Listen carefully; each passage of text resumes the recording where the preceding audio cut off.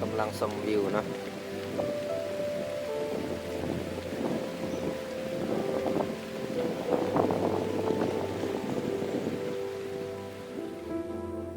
ผาบันซิง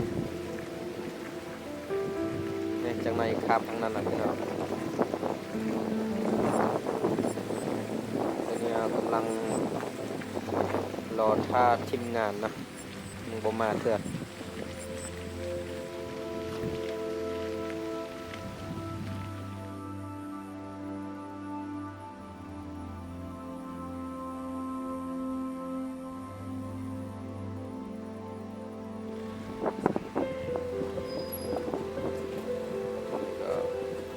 คำบักแล้วเนาะเนาะ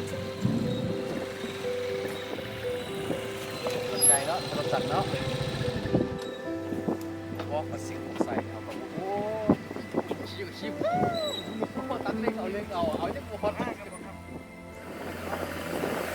กำลังขึ้นบักเลยพี่น้องในบัก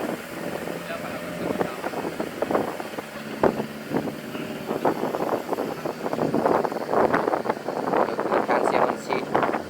อ๋อวันนี้ก็ครบคณะอะไรพี่น้องเลย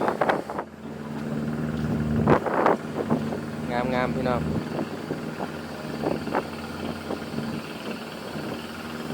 ทาบักวันซิ่งเลยพี่น้องเลย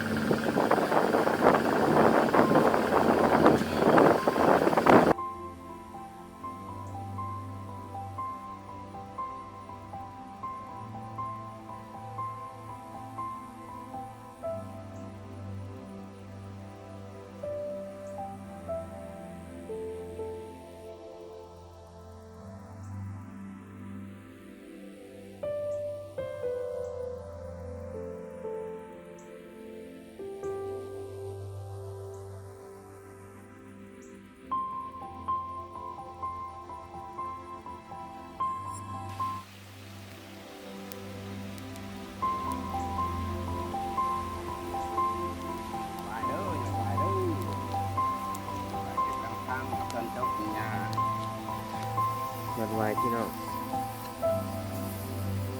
แซ่บพี่น้องกินแบบธรรมชาติพี่น้องตอนนี้ยังบุมียังกินเถอะพี่น้องเอ้ยกินยอดไวก่อนกำลังซอกอยู่แต่ในนกซีโตพี่น้องเอานกมันนี่กับตำแก้วพี่น้องเอ้ยจังน้อยไปทานเบิ่งตื่นเด้อเป็นอะไร